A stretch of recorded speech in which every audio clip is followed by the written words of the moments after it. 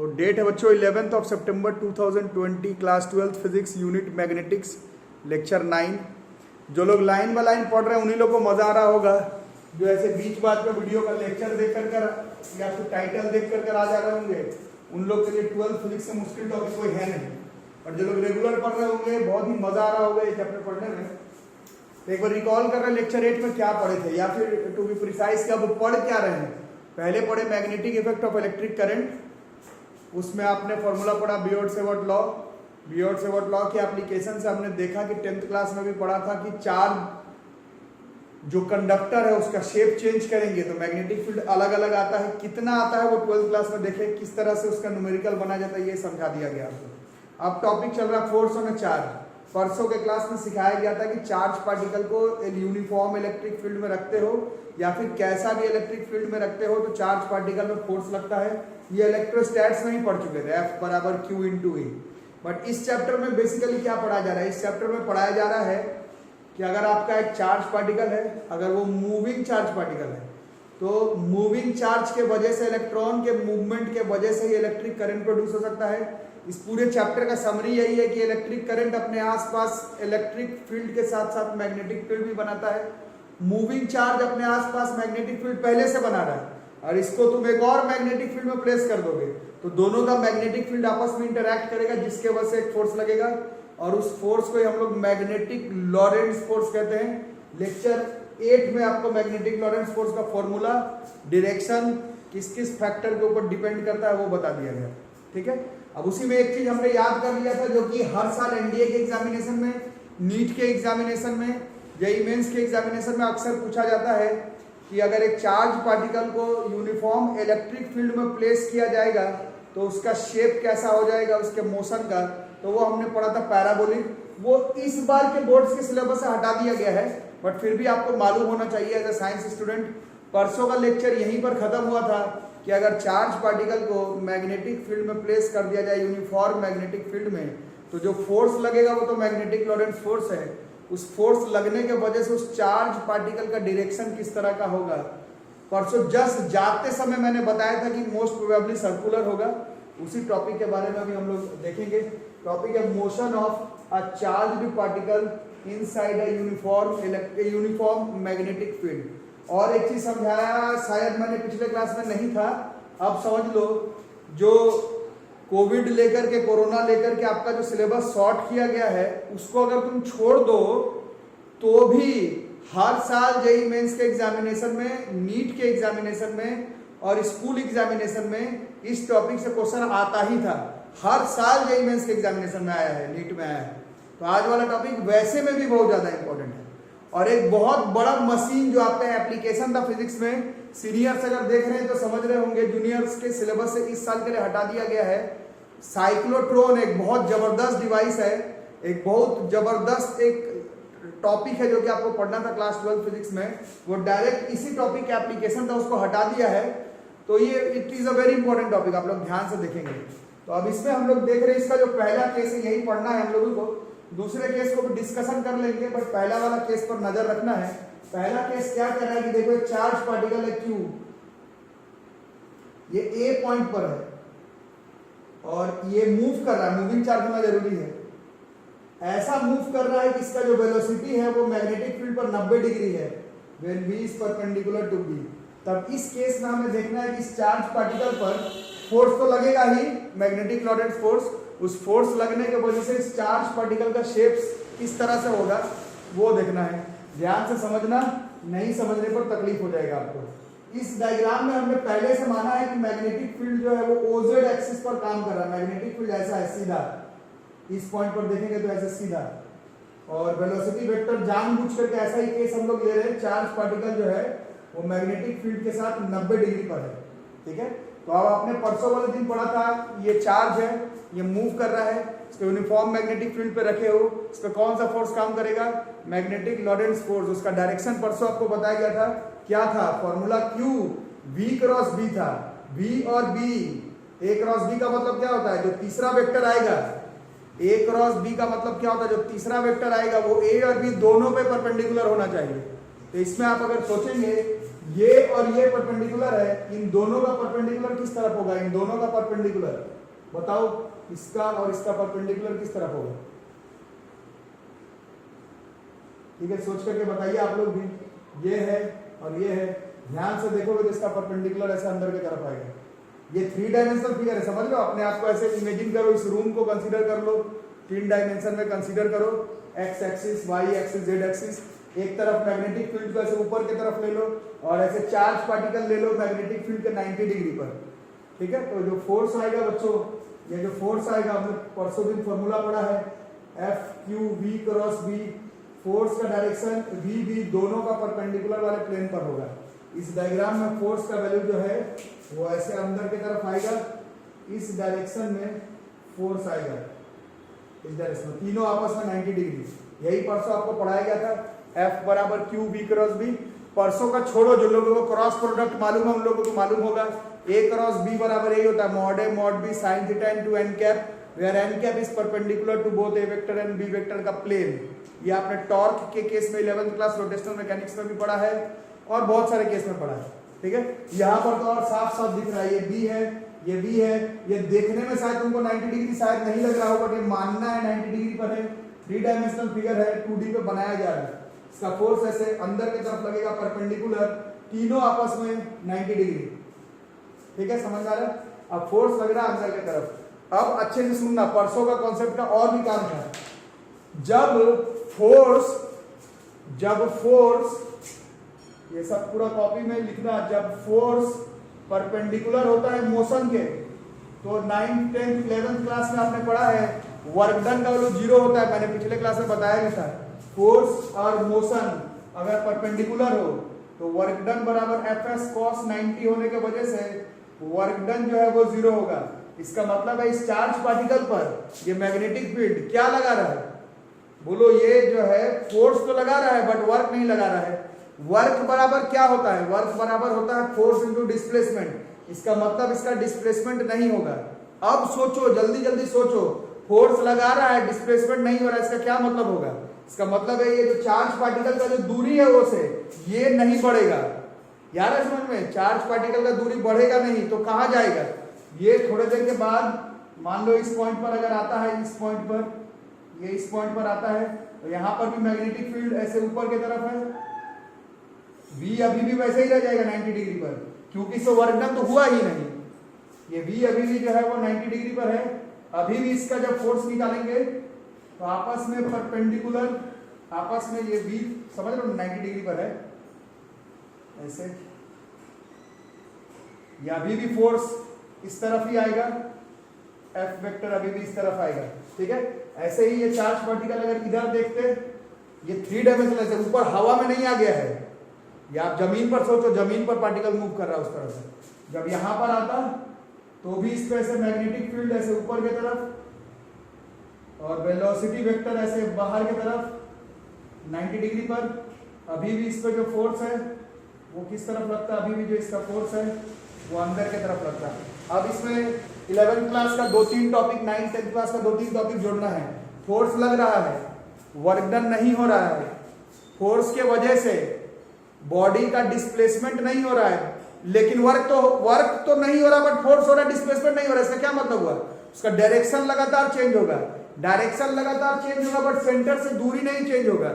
मतलब ये जो दूरी है सेंटर से चार्ज पार्टिकल का वो हर वक्त सेम हो जाएगा, और हर वक्त एक फोर्स लग रहा है। कैसा फोर्स? सेंटर के तरफ, कहां से होते हुए? रेडियस से।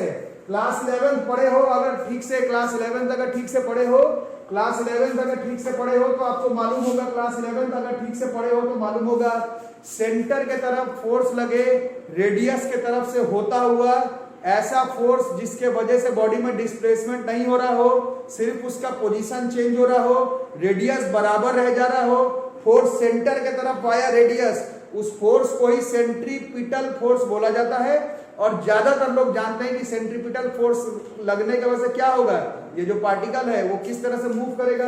ये जो पार्टिकल है वो कुछ इस तरह से मूव करेगा। ये ऊपर नहीं जा रहा है, ऊपर नहीं, ये 3 डायमेंशनल फिगर है, नीचे ही सोचना है आपको।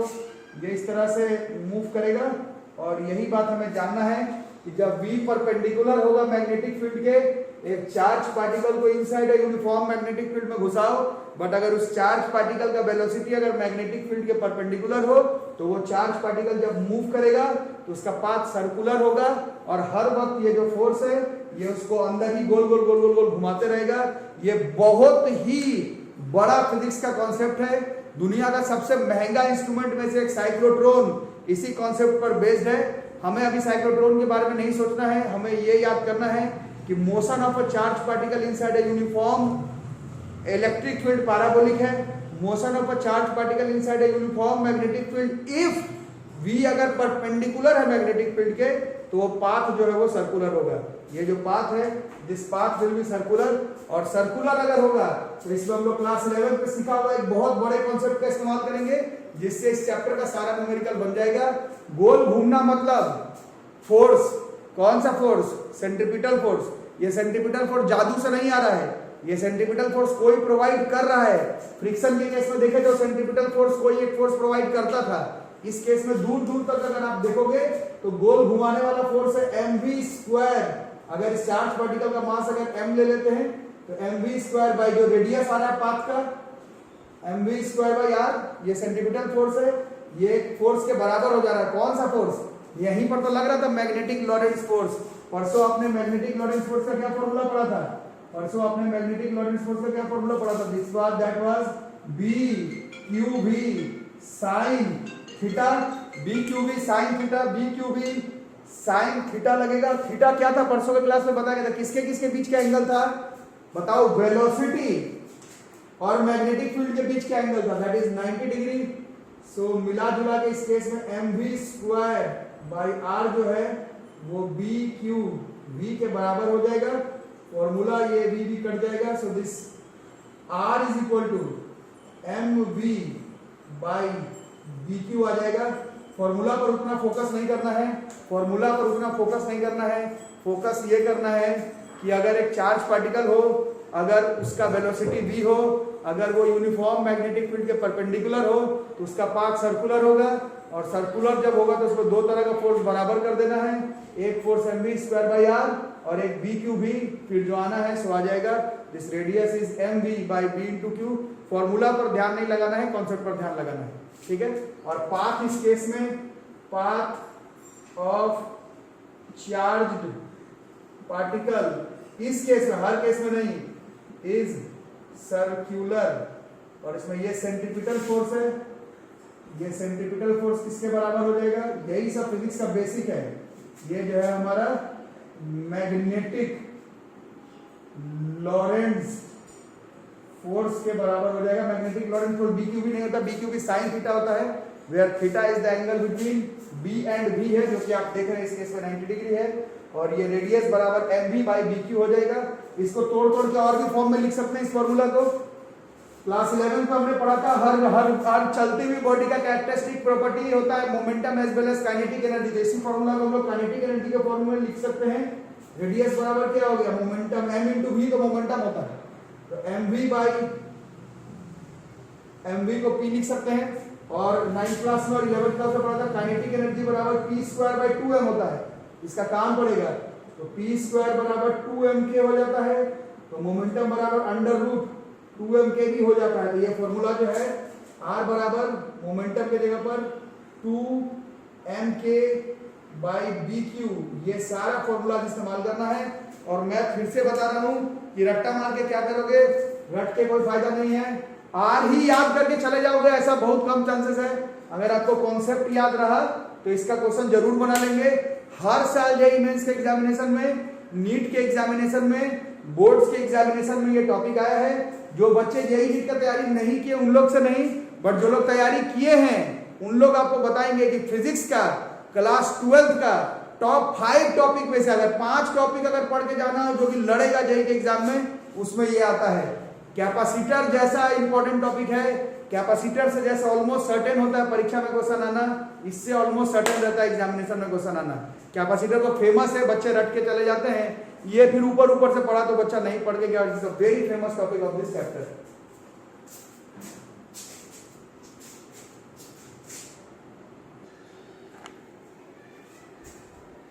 ठीक है, यहां तक हो गया बच्चों। तो एक चीज और समझ लेंगे हम लोग, फॉर्मूलाज पर उतना ध्यान मत देना इस टॉपिक पर, फॉर्मूलाज पर उतना ध्यान मत देना, कॉन्सेप्ट समझना है कि दो तरह का फोर्स बराबर करना है, बी क्यू बी बराबर m b square by r, उसी से जो आना है सो आ जाएगा। अब इसमें थोड़ा थोड़ा, अब मैं खुद बोल रहा हूँ फॉर्मूला पर ध्यान नहीं देना, बट बुक में कुछ फॉर्मूला लिखा हुआ तो मेरे को भी लिखना है। अब क्योंकि फोर्स तो लग रहा है, सेंट्रीपिटल फोर्स लग रहा है, बट वर्क नहीं होने की वजह से बॉडी दूर नहीं जा रहा है। दूर नहीं जाने का मतलब है कि सिर्फ डायरेक्शन चेंज हो रहा है, डायरेक्शन चेंज होने का मतलब सिर्फ सर्कुलर मोशन, सिर्फ सर्कुलर मोशन में भी यूनिफॉर्म सर्कुलर मोशन, और अगर यूनिफॉर्म सर्कुलर मोशन है तो उसका टाइम पीरियड फिक्स आएगा, एक डेफिनिट टाइम के बाद वो चार्ज पार्टिकल दोबारा वहीं पर पहुंच जाएगा। तो टाइम पीरियड कितना होगा वो हम लोग चाहे तो कैलकुलेट कर सकते हैं 9th क्लास के तरीके से। यूनिफॉर्म सर्कुलर मोशन में टाइम पीरियड बराबर क्या होता था, सरकमफेरेंस, एक time period, time required to complete one complete revolution, circumference is 2 pi r by जो इसका वेलोसिटी है v, ठीक है। तो इसको अब हम लोग थोड़ा, बस यही हो गया, इसको थोड़ा काट कूट के लिखोगे तो 2 पाई बाई v हो गया, और r के जगह पर ये M B by B Q लिख सकते हो, ये कट गया तो टाइम पीरियड का फॉर्मूला आ गया हमारा 2 pi M by B into Q. और ये भी नीट वगैरह के एग्जाम में बहुत बड़ा है, बोलोगे क्या है फॉर्मूला लिखने, नहीं, ये एक थ्योरेटिकल कॉन्सेप्ट है। टाइम पीरियड जो होता है वो चार्ज पार्टिकल के वेलोसिटी के ऊपर डिपेंड ही नहीं करता है, वो वेलोसिटी तुम कुछ भी कर लो, वो टाइम पीरियड फिक्स आएगा।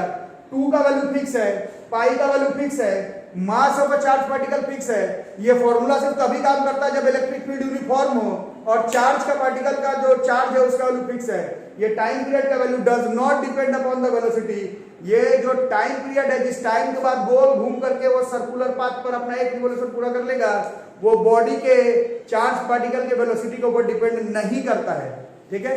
जब टाइम पीरियड निकालिए तो लीनियर फ्रीक्वेंसी निकाल सकते हैं, 9th क्लास से पढ़ रहे हैं। हर कंप्लीट रिवॉल्यूशन का हम लोग टाइम पीरियड के साथ साथ फ्रीक्वेंसी निकाल सकते हैं। फ्रीक्वेंसी बराबर 1 बाय टाइम पीरियड होता है, इसका उल्टा कर लेंगे तो this will be b q by 2 pi m, ये हो गया हमारा फ्रीक्वेंसी। अब गोल घूमता हुआ बॉडी का जनरली फ्रीक्वेंसी नहीं निकालते हैं, एंगुलर फ्रीक्वेंसी निकालते हैं। एंगुलर फ्रीक्वेंसी निकालना होगा तो ओमेगा बराबर, ये हम लोग ने 9th में 11th में पढ़ा, 2 पाई एफ होता है, 2 पाई बाई टी होता है। सो दिस इज 2 पाई, और एफ के जगह पर ये b q by 2 pi m, ये 2 पाई कट जाएगा, this is b q by m, this omega is b q by M.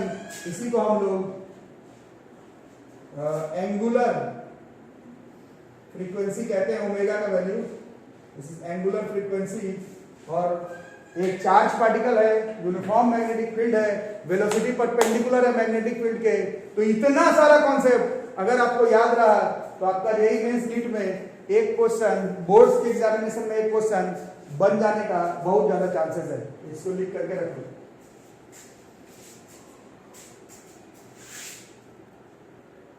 अच्छा बच्चों, जो लोग अच्छे पढ़ने में, उन लोगों को आगे का बात भी इसमें बता दिया जाए। अब इसका बी केस देख लो। बी केस है जब बी और बी 90 डिग्री पर नहीं हो, दोनों इंक्लाइंड हो each other at an angle theta, theta angle पर इंक्लाइंड हो, है ना। यही डायग्राम में ध्यान से देख लेते हैं। ये बी है, मतलब ये जेड एक्सिस है, वाई एक्सिस है, एक्स एक्सिस। मैग्नेटिक फील्ड का डायरेक्शन ऐसे ले लेते हैं बी। अब ये एक चार्ज पार्टिकल है, यहाँ पर है क्यू, इसका वेलोसिटी इस बार ऐसे ले रहे हैं v, ध्यान से देखेंगे तो इसका वेलोसिटी v है, इस बार ये v है। अगर आप ध्यान से देखें तो इस मैग्नेटिक फील्ड के साथ ये एक एंगल बना रहा है थीटा, शेप है। इस केस में उस चार्ज पार्टिकल कैसा शेप पर मूव करेगा, इसके लिए हमें थोड़ा सा रिजोल्यूशन ऑफ वेक्टर का सहारा लेना पड़ेगा।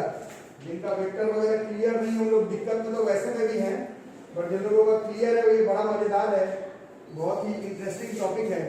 इसमें हम लोग देख सकते हैं ये वेलोसिटी है, ये एंगल है, angle arrow, angle arrow, angle arrow के साथ वाला कॉस कंपोनेंट वी बी बराबर v cos theta, angle arrow, angle arrow, angle arrow के सामने वाला इसको वी एल लिख सकते हैं, वेलोसिटी का साइन कंपोनेंट। अब आप ध्यान से देखेंगे पिछला वाला केस में पूरा वेलोसिटी ही मैग्नेटिक फील्ड के परपेंडिकुलर था, इस बार इस वेलोसिटी का केवल ये जो वी साइन थीटा है, केवल ये मैग्नेटिक फील्ड पर परपेंडिकुलर है, ठीक है। कुछ अच्छे बच्चे समझ गए होंगे कि इसका शेप कैसा होगा।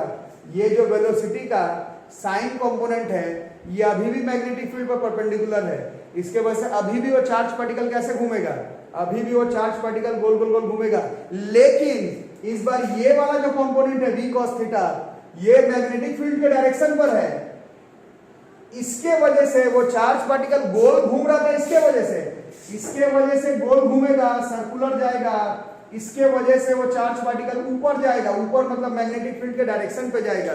तो इसका शेप अगर आप कंसीडर करते हैं Vn के वजह से गोल और Vb के वजह से ऊपर, फिर Vn के वजह से गोल, फिर Vb के वजह से ऊपर, Vn के वजह से गोल, फिर Vb के वजह से ऊपर, तो पाथ ऑफ चार्ज पार्टिकल इस शेप में हेलिकल हो जाएगा।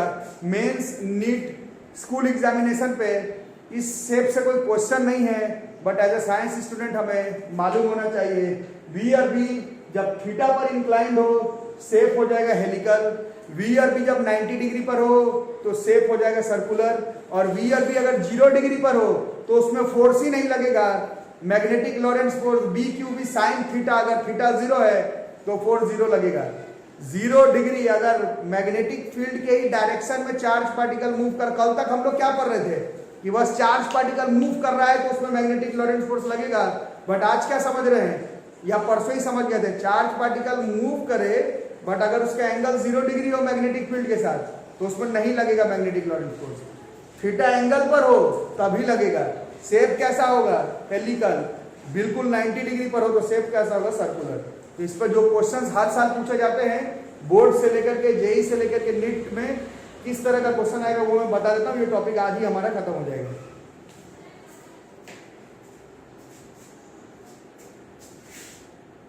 तो क्वेश्चन बनाने से पहले बच्चों ये कुछ एक थिंग्स टू रिमेंबर हम लोग याद कर लेंगे। क्वेश्चन बनाने से पहले कुछ थिंग्स टू रिमेंबर याद कर लेंगे। क्वेश्चन बनाने से पहले कुछ थिंग्स टू रिमेंबर याद कर लेंगे।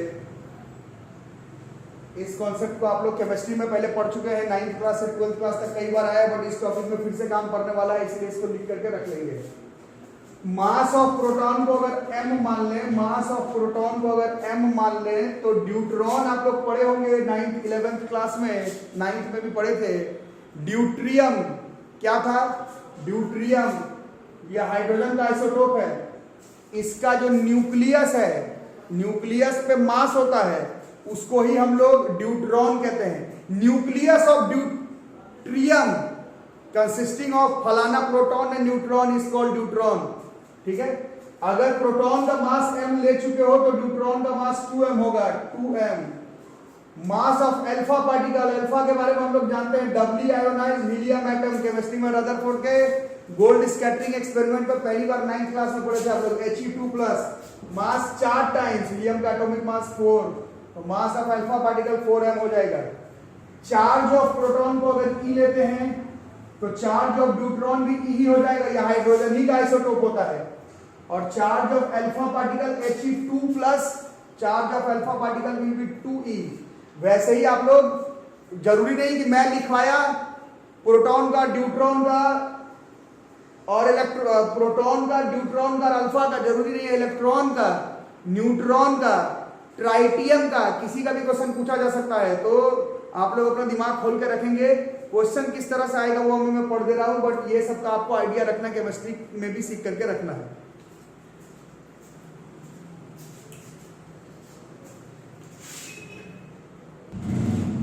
ठीक है बच्चों, देखो क्वेश्चन किस तरह से आएगा। अब नहीं समझ पाए, नहीं बना मैं तो मेरा जिम्मेदारी नहीं है, मेरे को मालूम है कि ऑनलाइन में समझने में कुछ मुश्किल हो रहा होगा, बट इससे क्लियर क्या क्वेश्चन बताएगा आदमी, है ना।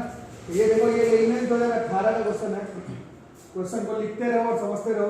क्वेश्चन कह रहा है कि इलेक्ट्रॉन है, एक प्रोटॉन है और एक अल्फा पार्टिकल है, having the same kinetic energy, kinetic energy same दिया हुआ है। क्वेश्चन में कह रहा है are moving in circular orbits, circular orbit में मूव कर रहा है, रेडियस दिया हुआ गोल घूमेगा, तो एक का आर ई, एक का आर पी, एक का आर अल्फा दिया हुआ है। अब क्यों गोल गोल गोल घूमेगा, पागल थोड़ी है, गोल गोल गोल घूमेगा। लिखा हुआ, इसको प्लेस किए कहां पर, यूनिफॉर्म मैग्नेटिक फील्ड पर प्लेस किए हैं। अभी आपको क्या पता है, चार्ज पार्टिकल हो, उसका फलाना वेलोसिटी हो, और वो वेलोसिटी अगर मैग्नेटिक फील्ड के परपेंडिकुलर हो तब वो गोल गोल गोल घूमेगा। इस पर लिखा हुआ नहीं परपेंडिकुलर है, बट तुमको उससे क्या बोल ही दिया गोल घूम रहा है, तो तुमको थोड़ी माथापच्ची करना। कोई पूछता तो तुम बता सकते थे ये जादू से गोल गोल गोल नहीं घूमेगा, जब तक इसका वेलोसिटी 90 डिग्री पर नहीं होगा मैग्नेटिक फील्ड के गोल गोल नहीं घूमेगा, बट उससे आपको मतलब नहीं है। आपको आर ई, आर पी और आर अल्फा के बीच में रिलेशनशिप पूछ रहा है क्या होगा, पहला ऑप्शन पूछ रहा आर ई से आर अल्फा ज्यादा, आर अल्फा से आर पी ज्यादा। दूसरा option R E R P से ज्यादा, आर पी और आर अल्फा बराबर। नहीं करने पर नहीं होगा कि ऑनलाइन में हमको तकलीफ हो रहा है तो हो रहा है, क्या करोगे, पढ़ना तो पड़ेगा ही। आर ई से आर पी का ज्यादा और ये दोनों बराबर। यहाँ कह रहा आर ई से आर पी ज्यादा, आर पी से आर अल्फा ज्यादा।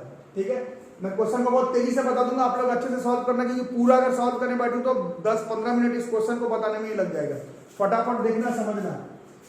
मास ऑफ प्रोटॉन को m मान लेते हैं, अभी थोड़ी देर पहले एक्सप्लेन किया गया। Mass of alpha particle 4m हो जाएगा। अब मास ऑफ इलेक्ट्रॉन है वो me मान लेते हैं। ठीक है, अब हमने 9th क्लास से पढ़ा है कि अभी मैंने किसका लिखवाया था, प्रोटॉन अल्फा और ड्यूट्रॉन के बीच में तो रिलेशन है। प्रोटॉन इलेक्ट्रॉन का मास के बीच में कोई रिलेशन नहीं है, बट इलेक्ट्रॉन का मास बहुत निग्लिजिबल होता है। तो उस कॉन्सेप्ट को याद रखेंगे, इलेक्ट्रॉन का मास से m ज्यादा प्रोटॉन का, और प्रोटॉन से 4m ज्यादा। इस कॉन्सेप्ट का काम पड़ेगा। बाकी चार्ज का बात कर लेते हैं। प्रोटॉन का चार्ज अगर q ले लेते हैं, इलेक्ट्रॉन और प्रोटॉन का चार्ज सेम होता है। थोड़ा देर पहले अल्फा पार्टिकल का चार्ज बताया गया, ये 2q हो जाएगा। अब रेडियस का फॉर्मूला भी आपने थोड़ी देर पहले देखा, क्या फॉर्मूला था, mv/dq। मोमेंटम नहीं, काइनेटिक एनर्जी वाला क्या था, √2km/dq। इसका इस्तेमाल पड़ेगा। अब हमें re radius of electron √2k mass of electron by dq, फिर rp √2km/dq mass of proton, जिसको कि हमने m माना है, और रेडियस ऑफ अल्फा 2k, मास इसका 4m है, बाय b इसका चार्ज 2q है। इसको यहां पर सेटअप कर देंगे। तीन चीज का रेशियो निकालना है। 9th क्लास से आपको मालूम है कि तीन चीज का रेशियो कैसे निकालते हैं। जो लोगों को नहीं मालूम है, अब मैं क्या बताऊं, बट जो लोगों को मालूम है, यहाँ पर साइड में अगर कैलकुलेशन करते हैं, साइड में अगर रेशियो निकालते हैं, तो आप लोग बताएंगे अगर साइड में निकाला जाए तो कितना बचेगा रेशियो।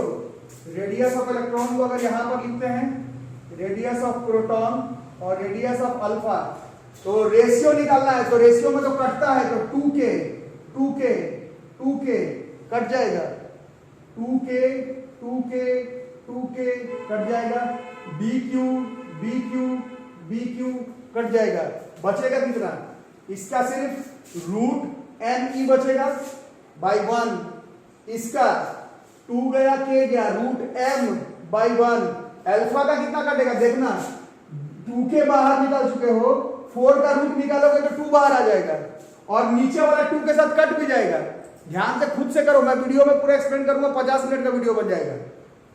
2k तो तीनों में था, कट गया, 4 का 2 बाहर आएगा, नीचे वाले 2 के साथ कट जाएगा। तो इसका भी अगर आप ध्यान से देखेंगे तो √m/1 ही बचेगा।